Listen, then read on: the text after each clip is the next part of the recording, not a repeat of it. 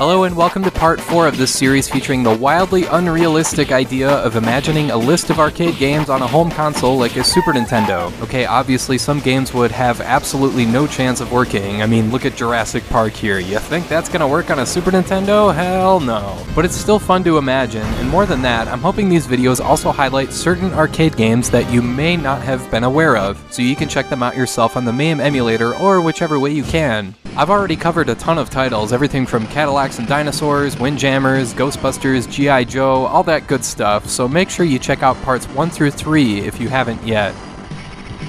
Let's start with this insane-looking Jurassic Park game. This is a rail shooter that takes place a few months after the film's story concludes, presumably after you drew the short straw and were sent over to the island after it was abandoned to try and contain the dinosaurs somehow. You're riding a vehicle and just shooting anything that moves, and this was one of those arcade cabinets with a moving seat like Afterburner. And yeah, it's not nearly as fun to play without that, but still, just the artistry here is so freaking cool looking, blending 2D sprites and 3D polygons. This game supports up to 2 players, and while this game may be very, very simple, it's an exhilarating playthrough.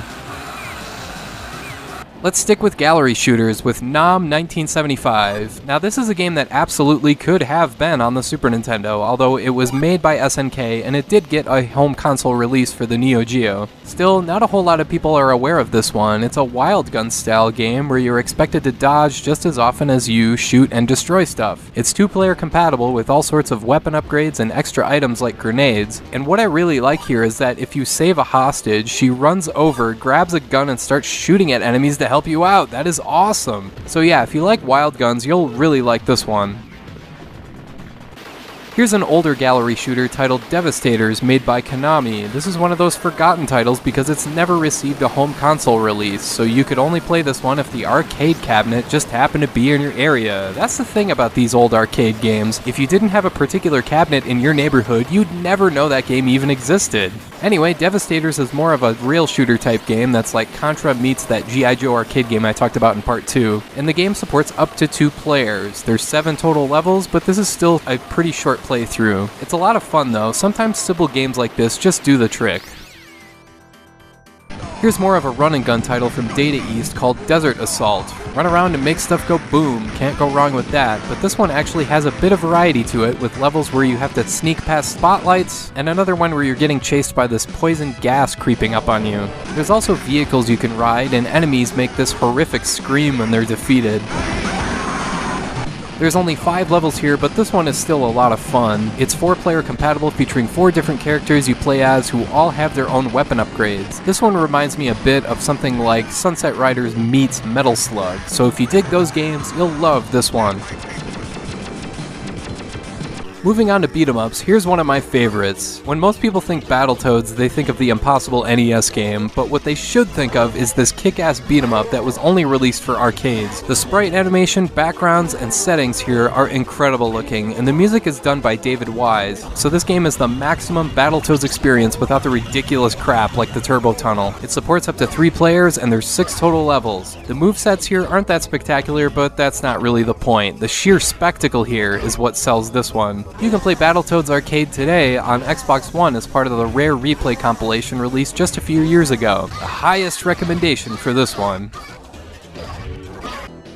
Night Slashers is another beat-em-up, this one made by Data East, and if you're into cartoonishly over-the-top levels of gore, then this game is for you. You start the game in a van plowing over a horde of mutants and monsters before fighting limbless zombies that try and puke on you, only for their heads to burst open and spill all over the ground. I couldn't help but laugh at some of the gore here. It's like if Splatterhouse were a traditional Final Fight beat-em-up. So yeah, if this is the kind of stuff you're looking for, you won't be disappointed at all in Night Slashers. Growl is a beat-em-up that did get a home console port on the Sega Genesis, and while that version is still pretty good, nothing touches the arcade original. This is just a solidly made beat-em-up that's 4-player compatible, featuring all sorts of weapons that you can use to cause an insane amount of carnage. There's 4 different characters you can switch between throughout 7 different stages. I really enjoy the comic book style feel of this one. It really helps it stand out a bit. Growl got a re-release on the Taito Legends 2 compilation, but the game is heavily censored. Play the original arcade version instead, any way you can. Metamorphic Force is another forgotten game that stayed in arcades and never received a home console release. Geez, one of these days Konami has to put together some kind of compilation to get some of these games out there on modern consoles one way or another. This game runs on the same hardware as Mystic Warriors, which I covered in a previous episode, but I get a big X-Men vibe from this one. This game is frenetic, and it has that typical beat-em-up craziness to it, where you're fighting these bizarre-looking anthropomorphic creatures. It's structured kind of like Golden Axe, where you have to beat up these rodent things that come along in order to gain power-ups that allow you to change into a beast. So yeah, Metamorphic Force is a giant amalgamation of like 5 or 6 different games, but that's definitely not a bad thing. Here's a beat-em-up that's a little different. Lightbringer has an isometric viewpoint and is a bit slower paced than the other beat-em-ups here. There's a bit of exploration as you move from room to room finding different items and power-ups, but I should also mention that this one has some platforming to it, and I know some people hate that, and I can't say I blame them, but Lightbringer at least provides a distinct shadow beneath your character to make your life a bit easier. I really liked this one. It has a Landstalker kind of a feel to it, but with a Knights of the Round beat-em-up style with parrying and blocking. It's a bit of a unique twist on the genre that many should be able to appreciate. Switching gears, here's Bubble Symphony, the continuation of the Bubble Bobble series. This one did get ports to Sega Saturn and a couple different compilations, but I still gotta bring this one up, not only because it's a great game, but because the final boss is named Hyperdrunk. How can you not love that? Anyway, this is the familiar Bubble Bobble formula, as you might expect, but the structure is refreshingly different in that there are branching paths that open up after you defeat a boss. Your Bubble Shot also has a charge to it now as well. So yeah, to hammer home the obvious, if you love a Bubble Bobble, you'll love this game. R-Type Leo has some really interesting trivia associated with it. According to gaming magazines at the time, this game was scheduled to be ported to the Super Nintendo CD peripheral, which was eventually scrapped. And had that happened, this easily would have become one of the top 3 shoot-em-ups on the system. As it is, it's still a great title and a very solid entry in the R-Type series. It's not as insanely difficult as something like R-Type 3, so it's a little more accessible for newcomers, which I appreciate. And it's also the only R-Type game that's co-op, which is really cool. And of course, it goes without saying that the settings and enemy design here are fantastic, with some of the bosses taking up nearly half the screen. R-Type Leo is a great time, especially with a second player.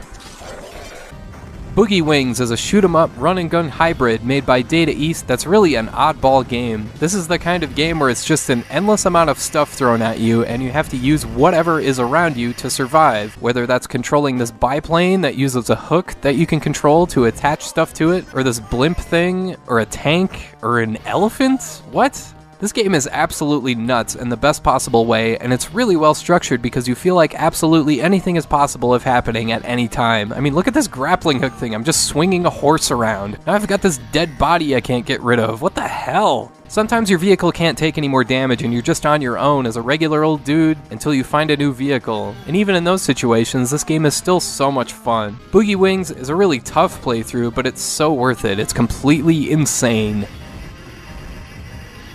Finally, I know people love their licensed stuff, so here's a beat-em-up that totally went under my radar. It's Spider-Man, and it's 4-player compatible, featuring other characters like Hawkeye, Black Cat, and Submariner, among others. This one was developed by Sega and never received any kind of home console port, and it's a pretty decent beat-em-up for what it is. What makes it stand out is that the perspective switches between a regular beat-em-up mode and then it zooms out to play through these platformer sections. It's not as crazy and frenetic as something like X-Men, but it's still a good time when playing multiplayer. It definitely has that comic book visual style going for it. Although, man, Spider-Man, work on your posture a bit, dude. Stop slouching. So yeah, this is just a case of a game where I never saw it in the wild, I never heard of it, and never even hear anybody talking about it, so here you go.